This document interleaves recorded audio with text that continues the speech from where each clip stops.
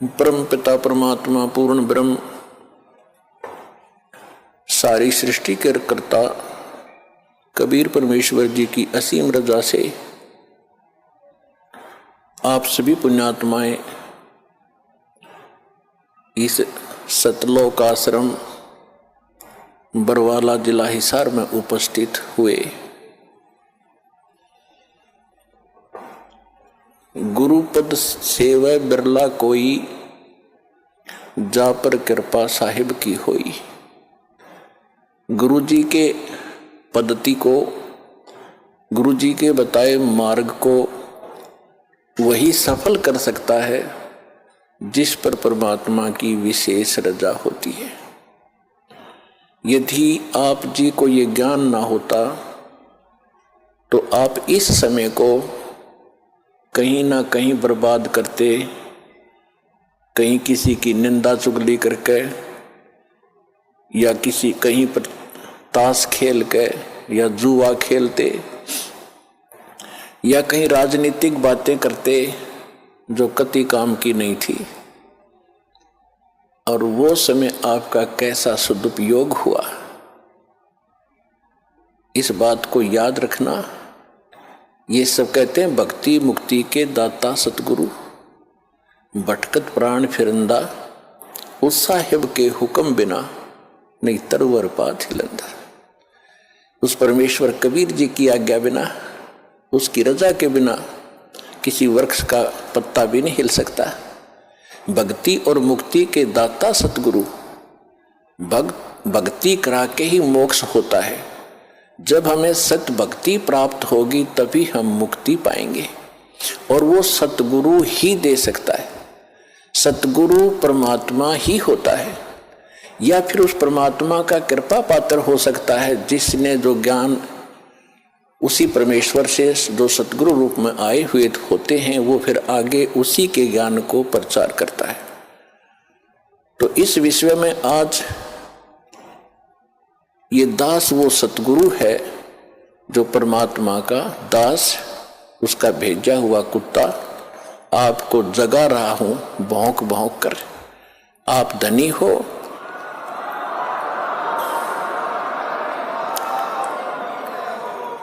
आप धनी हो, पिछले जन्म जन्मांतर के धनों बहुत है आपके पास, पुण्य धन।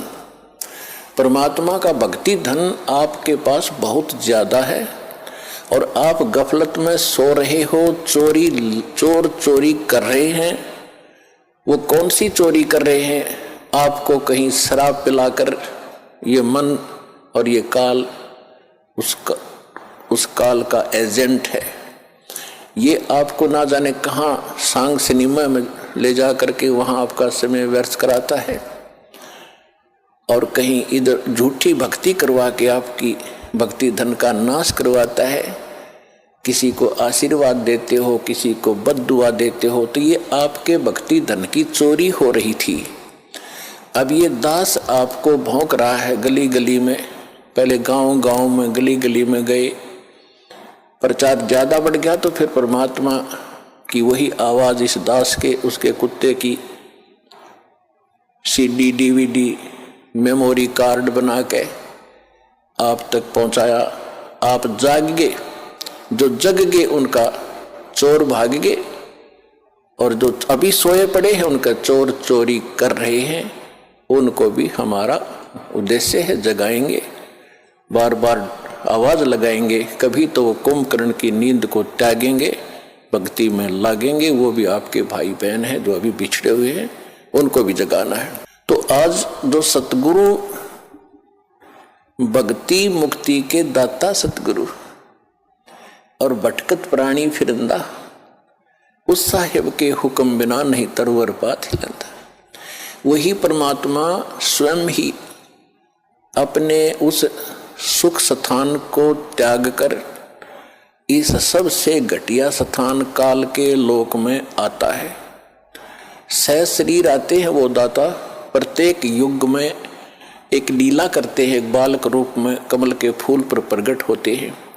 कुंवारी गायों से उनके बचपन की परवरिश होती है और फिर बड़े होकर के वो परमात्मा एक आम नागरिक की भी, अच्छे नागरिक की भूमिका करते हैं और सतगुरु की भूमिका भी करते हैं। और फिर उसके अतिरिक्त दूसरी स्थिति में वो कभी भी प्रकट हो जाते हैं किसी स्थान पर कोई साधु संत रूप बना के। कलयुग के अंदर विशेषकर वो जिंदा महात्मा के रूप में ही प्रकट हुए हैं और अच्छी आत्माओं को मिलते हैं। ये वेदों से भी आपको प्रमाणित कर दिया कि परमात्मा सतलोक में रहता है और वहां एक सिंहासन पर विराजमान है, तख्त पर। असंख्य ब्रह्मांड के कंट्रोलर के तख्त यानी सिंहासन पर, राजगद्दी पर मालिक बैठे हैं। वो महाराज हैं, वो भगवान हैं।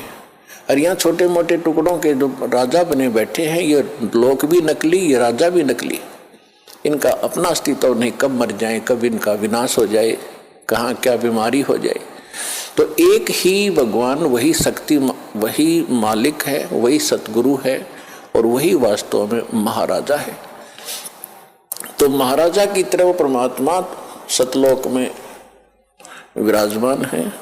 तो वो परमात्मा यहाँ जब आते हैं एक अच्छे नागरिक का रोल भी करते हैं, सतगुरु का रोल भी करते हैं, भूमिका करते हैं वो। और दूसरी स्थिति में वो परमात्मा अच्छी आत्माओं को मिलते हैं, वहां से सहशरीर आते हैं जिंदा महात्मा के रूप में।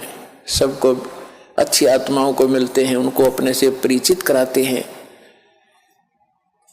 फिर वो पुण्यात्माएं भी परमात्मा की महिमा आंखों देखकर आपको सुनाते हैं। लेकिन सबसे बड़ी हमारे अंदर एक कमी रही, जो हम परमात्मा को नहीं पहचान सके, ना उन महापुरुषों की उन वाणी को हम समझ सके जिन्होंने अपने अमृत वाणी में एफिडेविट देकर गए, वो भगवान के विटनेस बने, गवाह बने। हम नहीं समझ सके क्योंकि हम अशिक्षित थे। हमारे पूर्वज जो थे वो श्रद्धालु गणे थे, विश्वासी बहुत थे, क्योंकि जो आत्मा अच्छी होती हैं वो विश्वास प्रत्येक पर कर लेती हैं। और परमात्मा ने आपको शिक्षा इसलिए नहीं दी पहले समय में, यह शिक्षा हमारी सबसे दुश्मन है। यदि हम शिक्षा प्राप्त करके परमात्मा की खोज नहीं करते हैं तो यह शिक्षा व्यर्थ है। इस शिक्षा ने हमें अहंकारी बना दिया और मर्यादाहीन बना दिया, माया का अधीन बना दिया, माया ही जोड़ना एक उद्देश्य मान लिया। कोई भी बच्चा शिक्षा ग्रहण करने के लिए घर से चलता है, उसका उद्देश्य यही होता है, बड़ा अफसर बनूं, घनी कमाई करूं, 2 नंबर की घनी करूं। वो कौन सी ट्रेनिंग है जिसमें तनख्वाह से अतिरिक्त और मिलती है, रिश्वत घनी। IAS बनूं, IPS बनूं, मंत्री बनूं, MLA बनूं, मुख्यमंत्री बनूं, घने माया जोड़ूं। तो क्या मनुष्य जीवन का यही काम था? ये कार्य तो एक गोबर का भूंड करता है, गोबर का भूंड। अगर हमने यही काम के लिए मनुष्य जीवन पाया है तो गोबर का भूंड कैसा होता है? खेतों में पशु गोबर करते हैं और उसको भूंड होते हैं, छोटे छोटे जीव होते हैं, और वो क्या करते हैं, उस गोबर को निकालते हैं, उसमें से उसके गोली बनाते हैं, गोले छोटे छोटे, और उसको धका के उसको रोल करके अपने बिल में भर लेते हैं। उस बिल को गहरा बनाते रहते हैं मिट्टी से खोद खोद के, और उसको गोबर को ठोक लेते हैं गरोले बना बना के, वो गोबर खाते हैं। तो वो व्यक्ति, वो प्राणी वही होते हैं जो मनुष्य जीवन में माया जोड़ जोड़ जोड़ जोड़ कर बैंक भर ले, कोठी बना दे, बंगले बना ले। फिर वो क्या करते हैं, वो हमने देखा कई बार। हम क्योंकि दास का जन्म किसान परिवार में हुआ, खेतों में जाना पड़ता था, पाली भी गए कई बार पशुओं को साथ के साथ। तो वो दोनों पति पत्नी भूंड गोबर को इकट्ठा करते हैं, अच्छा मोटा गोला बनाकर उसका, और फिर उसको दोनों धका कर ले जाते हैं, एक आगे से एक पीछे से, और मंडे रहे इतने पूरा ना खत्म कर लें, कहीं और ना ले जा और कम पड़ जा। और कभी कभी भैंस या गाय के पैर के नीचे आके वो दोनों ही मर जाते थे। वो गोबर धरा धरा रह जाता, इकट्ठा करा करा बिल में। तो यदि हम मनुष्य जीवन पाकर भी इससे काम लगे हैं, ये मंत्रियों के आप सुनते हो कि क्या इनके कैसी लीलाएं आप सुन रहे हो, किसी पर इतने घोटाले का आरोप है, किसी ने इतने पैसे इकट्ठे कर लिए, और ऐसे ये मंत्री, मुख्यमंत्री, प्रधानमंत्री कोई हेलीकॉप्टर के उससे दुर्घटना से मर गए, कोई बीमारी से, कोई किसी और हादसे में मारे गए। वो गोबर जो इकट्ठा कराया था सारे जीवन में, वो धन वो यहीं रह गया, कोई ना जाने कौन बरतेगा। और वो भाई की तरह गधा बनकर जिस जिस से वो पैसे ले रखे थे सबके पूरे करेगा, रोएगा असंग जन्मों तक। तुमने उस दरगाह का मैल नहीं देखा और धर्मराज के तिल तिल का लेखा। तो इसलिए परमात्मा यहाँ आकर के हमें जगाते हैं, समझाते हैं कि रे भोली आत्मा, यदि परमात्मा की भक्ति नहीं करते हो और बाकी तुम ये इसी काम लगे हुए हो, तो ये मनुष्य जीवन वाला काम नहीं कर रहे, गोबर के भूंड का काम कर रहे हो। अब बात चली थी शिक्षा के ऊपर कि पहले आप देख रहे हो, दास भी देख रहा, घना लंबा समय नहीं हुआ है। सन 1951 में दास का जन्म हुआ। सन 60 के बाद ऐसा समझण जोगा हुआ, जो बातें आज याद आ रही हैं उसमें क्या प्रक्रिया और कैसे लोग थे। अब इस ज्ञान की रोशनी से उनकी पहचान हो रही है कि पहले शिक्षा कतई नहीं थी। पिता पढ़े नहीं, चाचा पढ़ा नहीं, ताऊ पढ़ा नहीं, कोई कुंबा और पढ़ा नहीं। पहले का हमारे से पढ़ाई शुरू हुई थी, उसमें बहनों की, बेटियों की पढ़ाई नहीं कराते थे। तो उसमें कितनी शांति थी, कितना एक आचरण अच्छा था, कितना प्यार था, और कैसा एक दूसरे की शर्म लिहाज होती थी। बड़ा व्यक्ति चाहे किसी भी दूसरे गांव के दूसरे कोने का भी क्यों ना होता, अगर बच्चे थोड़ी बहुत शरारत कर रहे होते तो उसको देखते ही बंद हो जाते, भाई ताऊ आ गया। अरीब अब ताऊ चाहे कितना घूमो, घूटी लाकर गलियां बैठे रहे, और कितना व्यवहार बिगड़ गया।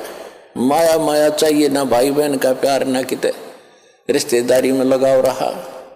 विवाह पीछे होता है और मुकदमा कोर्ट में पहले जा लेता है। हद होगी भाई, इसी जीवन में अपने लफड़े में जीवन बर्बाद कर जाओगे।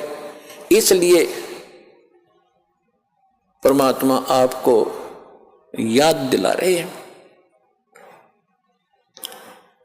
कि मानुष जन्म पाय कर जन नहीं रट हरि नाम, जैसे कुआ जल बिना फिर बनवाया क्या काम। तो ये ज्ञान कौन देता है? सतगुरु देते हैं। और वो सतगुरु कैसी लीला करते हैं? कबीर भगवान जब स्वयं आते हैं, अच्छी आत्माओं को मिलते हैं, उनको सतलोक ले जाते हैं, फिर वापस छोड़ते हैं, फिर अपने से परिचित करा के और सबको ज्ञान सुनाते हैं। लेकिन उन महापुरुषों के उन गूढ़ रहस्यों को, क्योंकि परमात्मा ने कहा था कि तुम कितना ही कुछ कर लो ये मानेंगे नहीं, क्योंकि इनको ज्ञान ही नहीं है। ये इनके जो मूर्ख गुरु हैं, अज्ञानी, जो शिक्षा जरूर प्राप्त हैं, संस्कृत भाषा अवश्य जानते हैं। अब देखो पुण्यात्माओं, इस भक्त शिक्षा ने कैसा नाश किया है। ये हमारे धर्मगुरु जितने भी थे, ब्राह्मण लोग थे, इनको ही शिक्षा ग्रहण करने का अधिकार था। और शिक्षा किस लिए ग्रहण करने का अधिकार दिया था? कि तुम सदग्रंथों को पढ़ो, उनको समझो, वो संस्कृत भाषा में, और फिर हमें बताओ, हम धर्म कर्म ठीक करें, अपना कल्याण करवा लें। और गीता में भी ऐसा लिखा है कि जो विद्वान लोग हैं, वो विद्वान लोग सदग्रंथों को पढ़कर अविद्वानों को सुनाएं। अविद्वान माने, क्योंकि ये विद्वान मानते हैं जिसने शिक्षा है, अक्षर ज्ञान है, और अविद्वान कहते हैं जिसने अक्षर ज्ञान नहीं है, उनको सुनाओ। और यदि अविद्वान यानी अनपढ़, अक्षर रहित, वो अगर विद्वानों की बातों को सुनकर उनके अनुसार आचरण कर लेते हैं तो उनका मोक्ष हो जाएगा। बिल्कुल सही है। पढ़ना जरूरी नहीं था, तो इसलिए परमात्मा ने शिक्षा की आवश्यकता नहीं समझी, क्योंकि वो समय नहीं था पार करने का तुम्हें। अब समय अब आया है। तो उस समय वो जो शिक्षा ग्रहण करते थे ब्राह्मण लोग, ये केवल माया जोड़ना उद्देश्य रखते थे। और काशी विद्यापीठ बनारस में जो बच्चा पढ़कर आता था ब्राह्मण का, उसकी बड़ी महिमा होती थी और उसी से सभी अपने धार्मिक अनुष्ठान कराया करते थे, अच्छी दक्षिणा देते थे कि बड़ा अच्छा सदग्रंथों का ज्ञाता। तो उन धर्म गुरुओं का एक का उद्देश्य बन गया कि माया घनी कैसे बने। इन्होंने माया इकट्ठा करना ही उद्देश्य मान लिया।